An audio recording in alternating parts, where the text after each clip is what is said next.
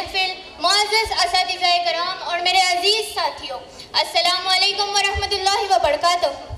आज मैं आपके सामने एक ऐसे मौजू पर बात करने के लिए खड़ी हूँ जो सिर्फ एक बात नहीं बल्कि पूरे कौम की मुस्तकबिल का फैसला करती है। मौजू है तालीम निस्वा कौम की तरक्की की ज़मानत। हाज़रीन, ज़रा सोचिए, क्या कोई परिंदा सिर्फ एक पेड़ के सहारे परवाज़ कर सकता है? क्या कोई घर सिर्फ एक सुतून पर कायम रह सकता है? और क्या कोई कौम उस वक्त तक तरक्की कर सकती है जब तक उस कौम की औरतें तालीम से महरूम रहें? जवाब बिल्कुल वाज़ेह है, नहीं, कोई कौम उस वक्त तक तरक्की नहीं कर सकती जब तक वो तालीम निस्वा की अहमियत न समझे। ज़रा नम हो तो ये मिट्टी बड़ी ज़रखेज़ है साखी, ज़रा नम हो तो ये मिट्टी बड़ी ज़रखेज़ है साखी, ज़रा सी मेहनत से हर ख्वाब हकीकत बन सकता है। सामईन, तालीम निस्वा एक बेहतर खानदान की बुनियाद रखती है। जब एक औरत तालीम याफ्ता होती है तो वो अपने बच्चों की तरबियत बेहतर तरीके से कर सकती है। वो उन्हें सिर्फ पढ़ाई ही नहीं बल्कि अच्छी आदत, अखलाक और समाजी जिम्मेदारियां भी सिखा सकती है। इसीलिए कहा जाता है कि जब आप एक मर्द को तालीम देते हैं तो सिर्फ एक शख्स तालीम याफ्ता होता है, लेकिन अगर आप एक औरत को तालीम देते हैं तो पूरा खानदान तालीम याफ्ता हो सकता है। नबी करीम सल्लल्लाहु अलैहि वसल्लम ने फरमाया, तलबुल इल्मी फरीज़तुन अला कुल्ली मुस्लिमीन, हर मुसलमान पर इल्म का हासिल करना फ़र्ज है। सामईन, इस्लाम ने जब हर मुसलमान पर इल्म का हासिल करना फ़र्ज करार दिया है तो क्या इसमें औरतें शामिल नहीं? क्या बेटियों को तालीम से महरूम रखना हमारे दीन की तालीमात के मुताबिक है? इस्लाम की तारीख पर नज़र डालें तो हमें कई ऐसी अजीम ख़वातीन नज़र आती हैं जिन्होंने इल्म के मैदान में नुमाया मकाम हासिल किया है। हज़रत आयशा रज़ियल्लाहु ताला अन्हा इल्म व दानिश का रोशन मियार थी। सहाबा कराम भी इनसे इल्म हासिल करने आते थे। ये इस बात का वाज़ेह सबूत है कि इस्लाम औरतों की तालीम की मुकम्मल हिमायत करता है। हाज़रीन, आज हमें खुद से यह सवाल करना चाहिए कि क्या हम अपनी बेटियों को वो मकाम दे रहे हैं जिसकी वो हकदार है? अगर नहीं तो हमें चाहिए कि हम इस बात को समझें कि बेटी बोझ नहीं बल्कि एक नियामत है और इस नियामत को तालीम से आरास्ता करना हमारी जिम्मेदारी है। हाज़रीन, एक तालीम याफ्ता बेटी ना सिर्फ एक अच्छी माँ बनती है बल्कि बेहतरीन उस्ताद, साइंसदान, डॉक्टर और रहनुमा भी बन सकती है। वो माशरे की तरक्की में मर्दों के शाना बशाना किरदार अदा कर सकती है। सामईन, बहुत से घरों में आज भी ये सोच पाई जाती है कि बेटियों को ज़्यादा तालीम की क्या ज़रूरत। कुछ वालिदैन इस खौफ से अपने बेटियों को दूर शहरों में पढ़ने के लिए नहीं भेजते कि माशरा क्या कहेगा, लोग क्या कहेंगे, यह रास्ता महफूज नहीं होगा। लेकिन सवाल यह है कि क्या खौफ और रिवायत की जंजीरें हमारे बेटियों के ख्वाबों को कैद कर सकती है? अगर एक लड़का बेहतर तालीम के लिए दूसरे शहर जा सकता है तो क्या एक बेटी को ये हक हासिल नहीं होना चाहिए? आखिर में चंद अश्कार के साथ अपनी तकरीर का इख्तिताम करना चाहूँगी कि मेरी इफ्कार को ऊंची उड़ान भरने दो, मेरे इफ्कार को ऊंची उड़ान भरने दो, मेरे जुनू को इश्क हमराज करने दो। मैं परिंदा हूँ, न कैद करो कफस में मुझको, कहीं घुट के न मर जाऊँ, मुझे परवाज करने दो। दुनिया के मसाइब अब मुझे रोक नहीं सकते, दुनिया के मसाइब अब मुझे रोक नहीं सकते, अज़ाइम बड़े पुख्ता है, मुझे आगाज़ करने दो। शुक्रिया।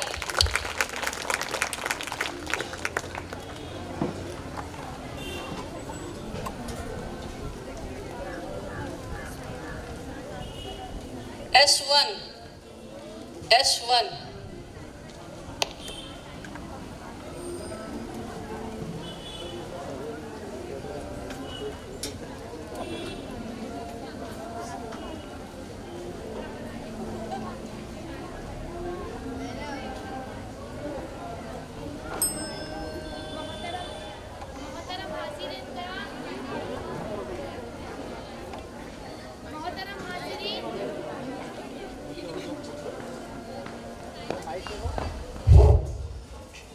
मोहतरम हाज़िरीन, अस्सलामु अलैकुम व रहमतुल्लाहि व बरकातुहू। तालीम निस्वा कौम की तरक्की की ज़मानत। आइए इस मौजू पर बात करते हुए दुनिया की माजी की सबसे तरक्की याफ्ता कौम मुसलमानों की बात करते हैं। जब अरब के जहालतों के सीने से इस्लाम का सूरज तुलू हुआ, जब आप सल्लल्लाहु अलैहि वसल्लम ने इस्लाम की तबलीग शुरू की, जब कुरान नाजिल हुआ, जब शरीयत नाफिज की गई, तब दुनिया ने देखा एक नई कौम मुसलमान इल्म व फन के मैदान में तरक्की करने लगी और इस कौम की तरक्की में एक अहम रोल औरतों ने भी अदा किया। मैं कुरान की सूरह मरियम और सूरह निसा की मिसाल देकर कहना चाहती हूँ। जब अल्लाह ताला ने कुरान पाक में 2 मुकम्मल सूरतें औरतों के नाम से नाजिल की तो इससे बढ़कर किसी कौम की तरक्की में औरतों के रोल की दलील क्या हो सकती है? अल्लाह के रसूल आप सल्लल्लाहु अलैहि वसल्लम से जिस तरह मर्द तालीम हासिल करते, उसी तरह औरतें भी तालीम हासिल करती। हज़रत आयशा रज़ियल्लाहु तआला अन्हा और हज़रत हफ्सा रज़ियल्लाहु तआला अन्हा ने, जो कुरान व हदीस के उलूम से न सिर्फ खुद वाकिफ थी बल्कि दूसरों को तालीमात भी दिया करती थी।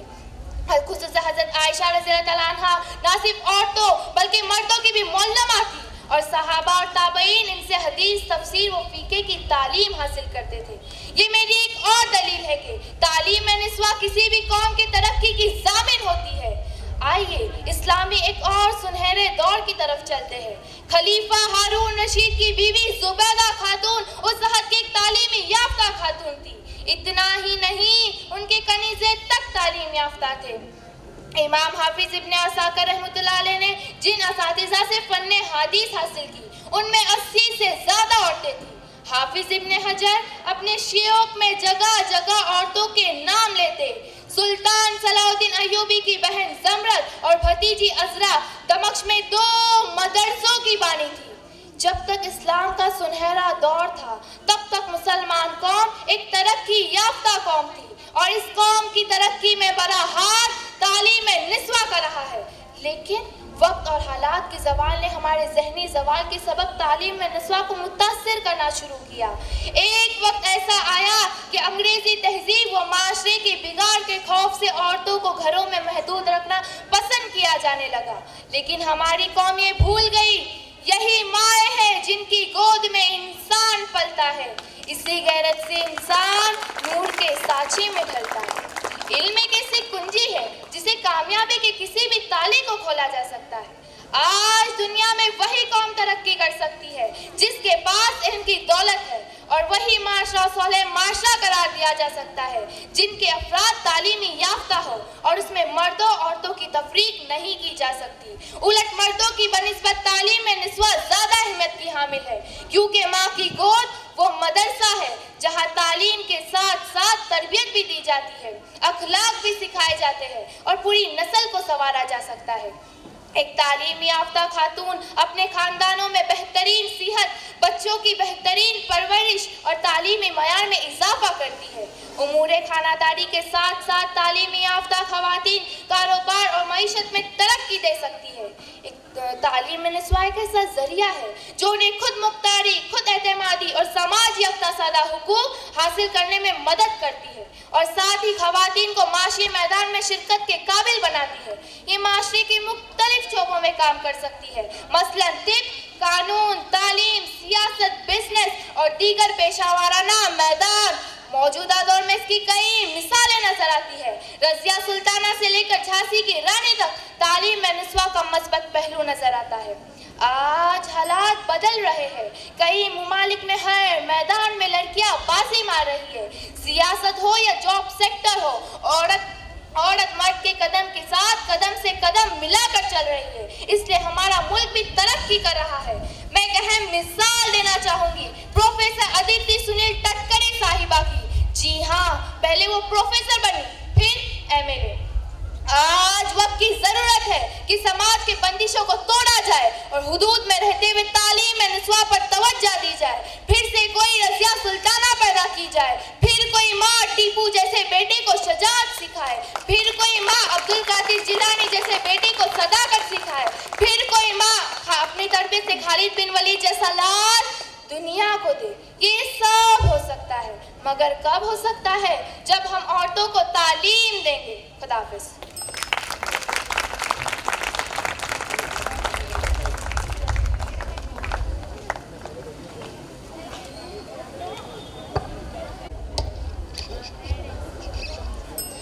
अस्सलामुअलैकुम। मुअज़्ज़ज़ असातिज़ा कराम, मोहतरम हाज़िरीन मजलिस और मेरे अजीज साथियों, वो माँ है, बहन है, बेटी है और आइंदा आने वाले नस्लों की मेमार है। सामाईन, आज मैं आपके सामने एक निहायत अहम और फिक्रंगेज मौजू पर इजहार ख्याल करने के लिए हाजिर हुई हूँ, और वो मौजू है तालीम निस्वा कौम की तरक्की की ज़मानत।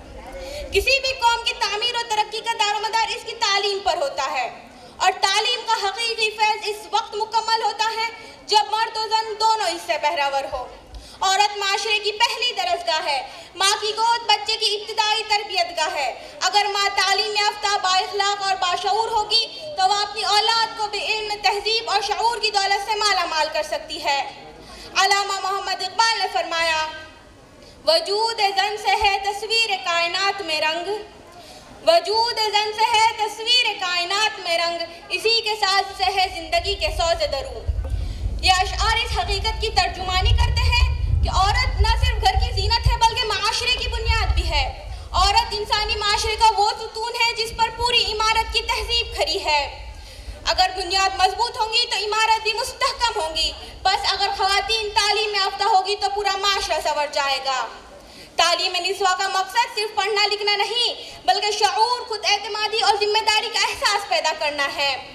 साथियों, एक पढ़ा लिखा मर्द सिर्फ एक फर्द की कफालत करता है, लेकिन एक पढ़ी लिखी औरत पूरे खानदान की तकदीर बदल देती है।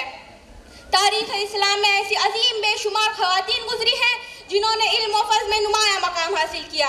अगर हम तारीख़ के पन्नों को पलट कर देखेंगे तो हमें हज़रत आयशा सिद्दीक़ रज़ियल्लाहु अन्हा याद आती है, जिन्होंने हज़ारों अहादीस रिवायत की और उम्मत मुस्लिमा की फ़िक्री रहनुमाई की।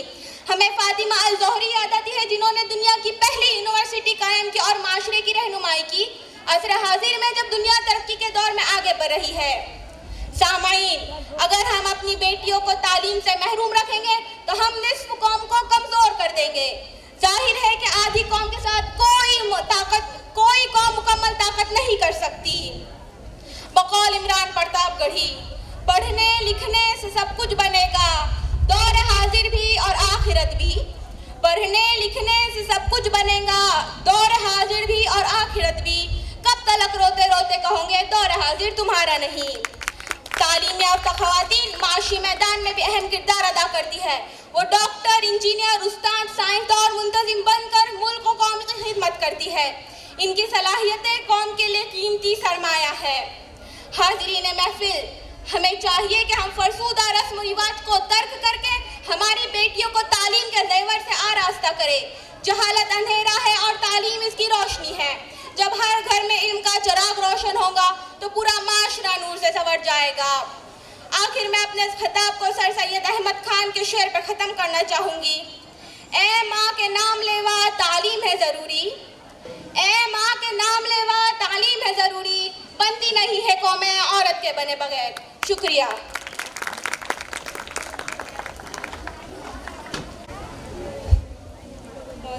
साहिबान, काबिल एहतराम और मेरे अजीज़ साथियों, अस्सलाम वालेकुम। आज मैं आपके सामने तकरीर पेश करने जा रही हूँ। वो है तालीम निस्वा कौम की तरक्की। दोस्तों, तालीम और इंसान की ज़िंदगी में बहुत अहमियत रखती है, लेकिन अगर औरत तालीम याफ्ता हो तो इसका फ़ायदा सिर्फ एक फर्द को नहीं बल्कि पूरे खानदान और पूरे कौम को होता है। ये एक हकीकत है कि औरत माशरे की बुनियाद होती है। वो माँ भी है, वो बहन भी है और वो बेटी भी है। अगर एक माँ तालीमी याफ्ता हो तो वह अपने बच्चों की बेहतरीन तरबियत कर सकती है और उन्हें एक अच्छा तरकीब दे सकती है। इसलिए शायर ने कहा, वजूद जन से है तस्वीर कायनात में रंग, वजूद जन से है तस्वीर कायनात में रंग, इसकी साजिश से ज़िंदगी का सूफी दो। अगर औरत तालीमी याफ्ता हो तो वो सिर्फ अपने घर को ही नहीं बल्कि पूरे माशरे को संवार सकती है। वो अपने बच्चों को इल्म की अहमियत बताती है और उन्हें एक अच्छा इंसान बनाने की तरकीब करती है। आखिर में एक खूबसूरत शेर पेश करती हूँ। इल्म की शमा जलाकर तो देखो तुम, इल्म की शमा जलाकर तो देखो तुम। आखिर में इल्म की शमा जलाकर तो देखो तुम, हर अंधेरा खुद ब खुद रोशनी में बदल जाएगा। खुदाफिज। S7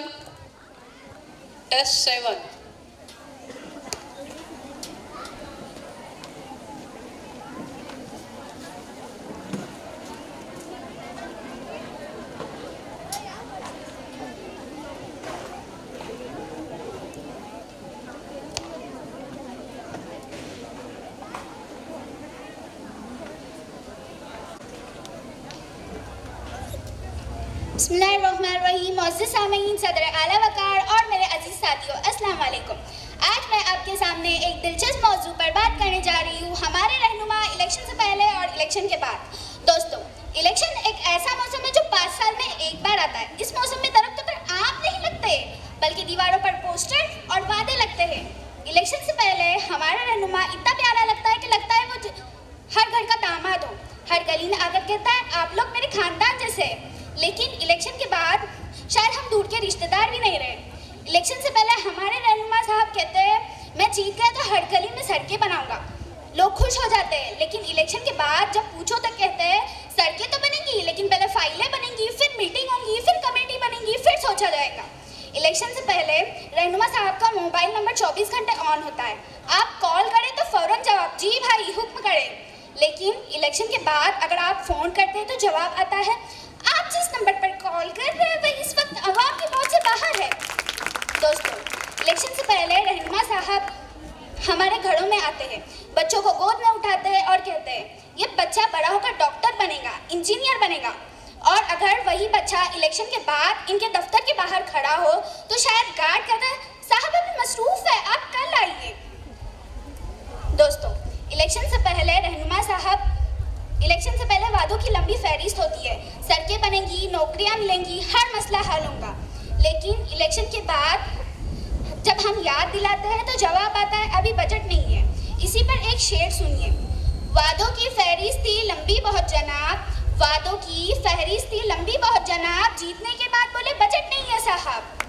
दोस्तों, इलेक्शन से पहले रहनुमा साहब पैदल चलते हैं, लोगों से हाथ मिलाते हैं और कहते हैं दोस्तों, इलेक्शन से पहले रहनुमा साहब पैदल चलते हैं, लेकिन इलेक्शन के बाद वो ऐसी बड़ी गाड़ी में आते हैं कि लगता है गाड़ी छोटी हो गई और प्रोटोकॉल बड़ा हो गया। इसी पर एक और शेर अर्ज है। गाड़ी तो छोटी सी थी मगर शोर बहुत था, गाड़ी तो छोटी सी थी मगर शोर बहुत था, प्रोटोकॉल बड़ा हुआ तो गुरूर बहुत था। दोस्तों, इलेक्शन से पहले रहनुमा साहब हर तकरीब में नजर आते हैं। शादी हो, जलसा हो या स्कूल का कोई प्रोग्राम, वो जरूर आते हैं। लेकिन इलेक्शन के बाद ऐसा लगता है जैसे वो गुमशुदा अफराद की फहरिस्त में शामिल हुए हो। ये तकरीर सिर्फ हंसी मजाक के लिए, लेकिन इसमें एक छोटा सा पैगाम भी है। हमें चाहिए कि हम सिर्फ बातों पर नहीं अपने काम पर भी नजर रखें। हमें ऐसे रहनुमा मुंतखब करने चाहिए जो इलेक्शन से पहले ही नहीं बल्कि इलेक्शन के बाद भी आवाम की खिदमत करें।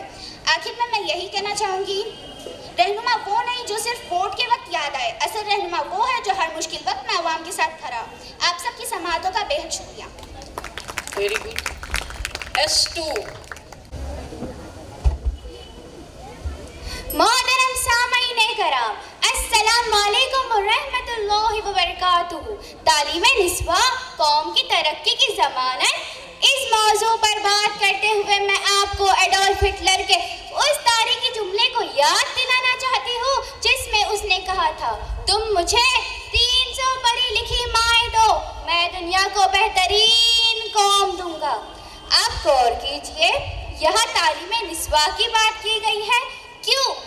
क्योंकि अगर एक मर्द तालीम हासिल करता है तो एक घर की किफालत करता है, लेकिन अगर एक औरत तालीम हासिल करती है तो एक नस्ल की तरबियत करती है, और तरबियत किफालत से कई गुना ज़्यादा अहमियत की हामिल होती है। अगर हम तारीखी जायज़ा लें तो आज वही कौम जिंदा है जिन्होंने औरत को तालीमी मैदान में आगे बढ़ने दिया। कोई शायद इसके लिए कल्पना चावला की मिसाल दे, कोई शायद इसके लिए इंदिरा गांधी की मिसाल दे, लेकिन मैं मिसाल दूंगी तारीख़ इस्लाम की उस अजीम हस्ती की जिन्हें अल्लाह ने सबसे पहले इस्लाम लाने का शर्फ बख्शा, जो अरब की उस दौरे जहालत की बहुत बड़ी ताजरा थी, हमारी माँ हज़रत खदीजा रज़ी अल्लाह ताला अन्हा। मैं दूसरी दलील दूंगी माँ आयशा रज़ी अल्लाह ताला अन्हा की, जिन्होंने सबसे ज़्यादा हदीस 2210 रिवायत की। आप रज़ी अल्लाह ताला अन्हा एक अजीम आलमा और फ़क़िया थी। इन दो दलीलों से बढ़कर क्या ही दलील होंगी कि तालीम निस्वा कौम की तरक्की के किस कदर ज़ामीन होंगी। आइए अब मैं आपको इसकी फजीलत की वजूहात बताती चलूँ। अगर एक औरत तालीम याफ्ता हो तो आने वाली नस्ल की जिस्मानी, रूहानी और अखलाकी तरबियत इस अंदाज में करती है कि वो दुनिया को टीपू सुल्तान जैसा मुजाहिद आज़ादी मिलता है और डॉक्टर APJ अब्दुल कलाम जैसा लाल मिलता है। लेकिन अगर वही औरत जाहिल हो, गैर तालीम याफ्ता हो, तो उस चोर की कहानी सुनी है ना जो आखिर में अपनी माँ का कान काट लेता है। तालीम याफ्ता औरत न सिर्फ एक घर संवारती है बल्कि एक सौले माशरा बनाने में नुमाया किरदार अदा करती है। इसलिए जब तालीम की बात की गई तो आप सल्लल्लाहु अलैहि वसल्लम ने फरमाया, इल्म हासिल करना हर मुसलमान मर्द और औरत पर फर्ज है ताकि अल्लाह के अहकामात की पैरवी करने वाला एक सौले मुआशरा बना सके। आपको याद ही होगा हज़रत अब्दुल कादिर जिलानी और डाकुओं का वाक़या। आप रहमतुल्लाह अलैह चाहते तो झूठ बोल सकते थे, लेकिन ये एक सौले माँ की तरबियत थी जिसने न सिर्फ उनसे सच बुलवाया बल्कि उन डाकुओं को भी अपनी सदाकत से मुतासिर किया। ये एक सौले मुआशरे की बेहतरीन मिसाल है। इतना ही नहीं, तालीम निस्वा समाज में औरतों के मुआशी इस्तेकाम का सबब भी बनती है। अगर हम देखें तो बेगम रुकैया, रज़िया सुल्ताना, फातिमा शेख, शैला रशीद, राना अयूब जैसी खवातीन जिंदगी की हर शोबे में अपने सलाहियतों का लोहा मनवा रही है। ये न सिर्फ हर मैदान में लड़कियों की नुमाइंदगी कर रही है बल्कि अमले दौर पर इस बात को भी साबित करिए कि हमारी छोरियाँ छोरों से कम है। कि आप रायकर की पुलिस की मिसाल लीजिए, हमारी लेडी दबंग आंचल दलाल मैडम एसपी है, माया मोड़े मैडम डीवाईएसपी है और हाल ही में आए यूपीएससी एमपीएससी के रिजल्ट के मुताबिक हमारी 15 मुस्लिम बहनें आईएएस ऑफिसर बनने वाली है कि नहीं? तालीम निस्वा कौम की तरक्की की ज़ामिन। अगर हम ज़्यादा नज़दीक की मिसाल लें तो हमारे अंजुमन की मुअल्लिमा सईदा गाडवारी मैडम करियर काउंसलर है। ये अंजुमन की तमाम असातिज़ा में ही नहीं, रायकर में वाहिद खातून है जो ये मर्तबा रखती है। इन्होंने हाल ही में हमारे स्कूल के तालबा वफादायन को डिप्रेशन से निकालने में नुमाया किरदार अदा किया।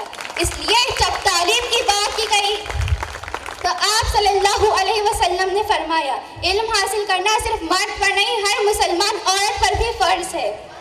अगर हम ज्यादा नजदीक की मिसाल लें तो हमारे श्रीवर्धन की डॉक्टर हाफिजा खदीजा उल्टे, मुरूड की एडवोकेट हिना खानजादा, अलीबाग की एडवोकेट रुखसार मुजावर, रोहा की काउंसलर आफरीन कादिर रोके, ये तमाम तालीम याफ्ता लड़कियां गवाह है कि कोकन की तरक्की इसी में है कि कोकन की लड़कियां तालीम हासिल कर सके। मगर अफसोस आज भी कुछ लोग ऐसे हैं जो लड़कियों को चार दीवारियों के अंदर देखना चाहते हैं, कभी मजहब की आड़ लेकर, कभी खराब माहौल की तो कभी मुआशराती बिगाड़ का बहाना करके। मैं इनसे बस इतना कहना चाहूंगी, देख जिंदा से परे रंगे चमन जोशे बहार, देख जिंदा से परे रंगे चमन जोशे बहार, रक्स करना है तो फिर पाँव की जंजीर न देख। शुक्रिया।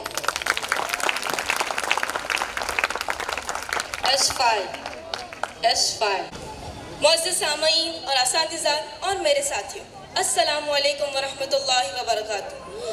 आज मैं आप सबके सामने एक ऐसे मौजू पर बात करने जा रही हूँ जो सिर्फ एक मौजू ही नहीं बल्कि हमारी रोज़मर्रा की ज़िंदगी का एक सच है। हमारे रहनुमा इलेक्शन से पहले और इलेक्शन के बाद। दोस्तों, इलेक्शन का मौसम आते ही हमारे मुल्क का माहौल ही बदल जाता है, हवा भी अलग चलती है, पोस्टर्स भी नए लगते हैं और अचानक हमारे इलाके में तरक्की की याद सबको तड़पा जाती है। इलेक्शन से पहले रहनुमा का डायलॉग कुछ ऐसा होता है, भाइयों और बहनों, मैं आपका बेटा हूँ, आपका भाई हूँ, आपका सेवक हूँ। याद आया कुछ? और इलेक्शन के बाद ना वो किसी का बेटा रहता है, ना भाई, ना ही सेवक, सीधा वीआईपी एंट्री हो जाती है जनाब की। इलेक्शन से पहले रहनुमा गली गली घूमता है, हर घर का दरवाजा खटखटाता है, बच्चों को चॉकलेट मिलती है, बुजुर्गों को शॉल मिलती है और हमें रोजगार के सपने मिलते हैं। और बहनों के लिए लाड़की बहन की स्कीम्स और भी बहुत कुछ मिलता है ना।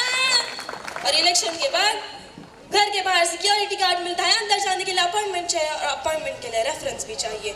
मतलब वोट के वक्त हम जनता जनार्दन होते हैं और बाद में कुछ नहीं।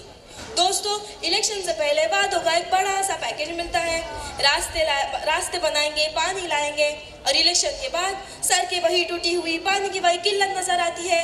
नौजवान नस्ल के लिए नौकरियां न जाने कौन से रास्ते में खो जाती है और जब हम कोई सवाल करते हैं तो जवाब मिलता है सिस्टम में वक्त लगता है। सिस्टम में वक्त लगता है लेकिन कुर्सी पर बैठने में बिल्कुल वक्त नहीं लगता, बल्कि 15-15 सालों तक इनका वक्त ही पूरा नहीं होता। इलेक्शन से पहले रहनुमा सादे कपड़ों में दिखाई देते, हाथ जोड़कर नमस्ते करते हैं, जमीन पर बैठकर आवाम के साथ खाना खाते हैं, चाय भी पीते हैं, और इलेक्शन के बाद सफेद कुर्ता, काला चश्मा, महंगी घड़ी, लंबी गाड़ी, वो भी लाल बत्ती वाली एकदम VIP एंट्री। एक और दिलचस्प सच्चाई, अपने त्यौहार इलेक्शन से पहले रहनुमा को हमारा हर त्यौहार याद होता है बेस्ट विशेस के लिए, और इलेक्शन के बाद हम उन्हें मैसेज करें तो कभी कभी सीन भी नहीं नसीब होता। दोस्तों, गौरतलब बात है, कभी कभी गलती सिर्फ रहनुमाओं की नहीं होती, हम भी इलेक्शन के वक्त बड़े जज्बाती हो जाते हैं। हम नारे सुनकर बड़े जोश में आकर अपना होश खो बैठते हैं। हम मजहब, जात पात या तोहफे देख बल्कि लालच में आकर अपना कीमती वोट किसी नाअहल को देकर अपने ही पैरों पर कुल्हाड़ी मार देते हैं। रहनुमा बदलने से मुल्क नहीं बदलता, मुल्क तब बदलता है जब वोट देने वाला सही होता है। क्या हम कभी पूछते हैं पिछले 5 सालों में क्या काम हुआ, फंड्स कहाँ इस्तेमाल हुए, नौजवान नस्ल के लिए क्या पॉलिसी आई? हम सिर्फ तकरीर सुनते हैं, हकीकत नहीं देखते।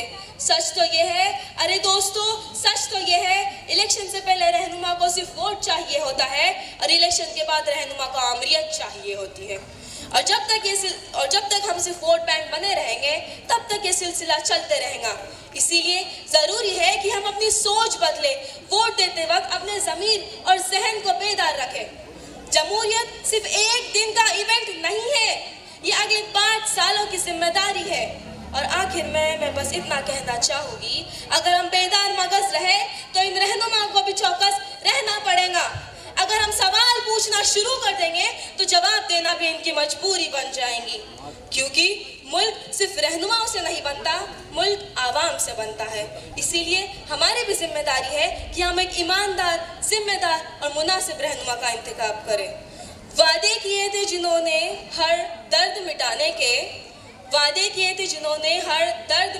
के इक़्तिदार मिला तो वही हाल पूछना भूल गए। शुक्रिया, जय हिंद।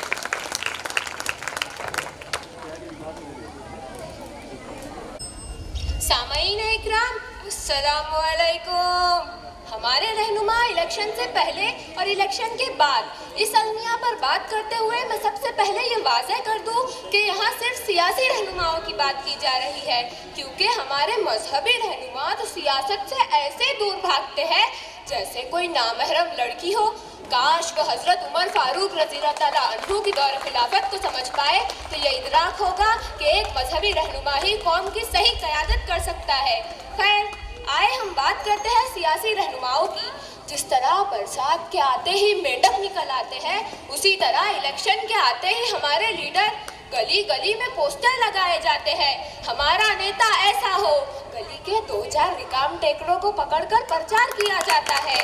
ऑफिस बनाया जाता है जहां चाय कम, गोल्ड फ्लैग ज्यादा पी जाती है, बच्चों को गोद में उठाया जाता है, बुजुर्गों के पाँव छुए जाते हैं, औरतों के सामने इज्जत से पेश आते हैं, नौजवानों को ख्वाब दिखाए जाते हैं, और जैसे ही इलेक्शन खत्म, खेल खत्म, पैसा हजम।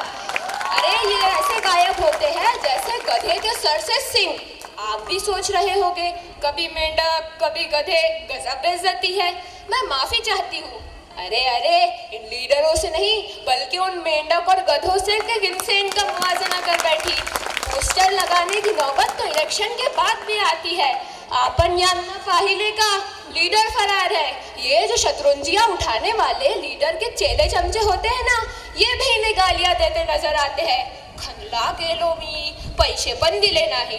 जिन बुजुर्गों के पैर छुए जाते हैं उन्हीं के पैर दुखाए जाते हैं, इनसे ऑफिस के चक्कर लगवाए जाते हैं, क्योंकि इनके मसाइल को हल करने वाला लीडर तो गायब है। वार्ड बेवा हो चुका है और इद्दत है 5 साल। अब अगला लीडर 5 साल बाद ही नजर आएगा और फिर यही कहानी दोहराई जाएगी। जिन औरतों के सामने इज्जत व एहतराम से पेश आया करते थे, अब उन्हीं औरतों का सड़क पर चलना दुश्वार हो जाता है। सड़क पर इतने कुत्ते नहीं होते जितने रोड साइड रोमियो होते हैं। जो इलेक्शन से पहले लाड़की बहन होती है, वो इलेक्शन के बाद किस नजर से देखी जाती है। दरअसल गलती हमारी भी है। 500 और 1000 के नोट लेकर वोट देने वाले हम लोग लीडरों से उम्मीद करते हैं कि वो महात्मा गांधी निकले। मंसूब चिरागों से तरफदार हवा के हम लोग मुनाफिक हैं। मुनाफिक भी बला के। यही वजह है कि लीडर इलेक्शन से पहले तो कहते हैं हम तुम्हारे हैं सनम, और इलेक्शन के बाद हम आपके हैं कौन। इलेक्शन से पहले तो दोस्ताना, यारिया, मेरा गांव मेरा देश, और इलेक्शन के बाद गोलमाल, फिर हेरा फेरी, कब फिर मीट। इलेक्शन के पहले जो लीडर हर पोस्टर से झांकने लगता था, इलेक्शन के बाद ऐसा लगता है कि नासा वालों ने उन्हें खला में भेज दिया हो। न गली में नजर आते हैं, न शादी में, न मैयत में। फोन लगाया जाए तो एहसास होता है कि सामने से कहा जा रहा हो, जिस व्यक्ति से आप संपर्क करना चाहते हैं वो अभी टेंडर खाने में व्यस्त है, कृपया 5 साल बाद पुनः प्रयत्न करें। इलेक्शन से पहले तो खूब वादे किए जाते हैं, तरक्की के, नौकरी के, हम ये करेंगे, हम वो करेंगे, और इलेक्शन के बाद ये कहना पड़ता है क्या हुआ तेरा वादा। या फिर ये भी कहा जा सकता है वो जो कहते थे बदलेंगे ना हम कभी, वो जो कहते थे बदलेंगे ना हम कभी, लापता हो गए देखते देखते। अभी तो उनको क्लाइमेक्स अभी बाकी है। इलेक्शन से पहले तो ये लीडर बिल्कुल निब्बा निब्बी की तरह होते हैं, चांद तारे तोड़ कर लाने की बात करते हैं, और इलेक्शन के बाद बिल्कुल 3 इडियट के फरहान कुरैशी की तरह अब्बा नहीं मानेंगे। अब आप भी जानते हैं इनके सियासी अब्बा कौन होते हैं। ये वही लोग हैं जिनकी वजह से इलेक्शन के ताल्लुक से लीडरों के बदलने की नई कैटेगरी वजूद में आई है। यानी इलेक्शन से पहले हमारे लीडर अलग पार्टी में और इलेक्शन के बाद अलग पार्टी में। आवाम के साथ इतने धोखे, 50 खोके एकदम ओके, और साफ जो गिरगिट में थे सब इनमें ढल गए। लीडर हमारे देखिए कैसे बदल गए। मैं तो बस यही कह सकती हूँ, नतीजा फिर वही होगा, फकत अब चाल बदलेंगे। परिंदे तो वही होंगे, शिकारी जाल बदलेंगे। चलो हम मान लेते हैं महीना 7 सालों का, बताओ कितने सालों में हमारे हाल बदलेंगे। बताओ कितने सालों में हमारे हाल बदलेंगे। ये आखिरी पार्टिसिपेंट थी, बहुत बेहतरीन।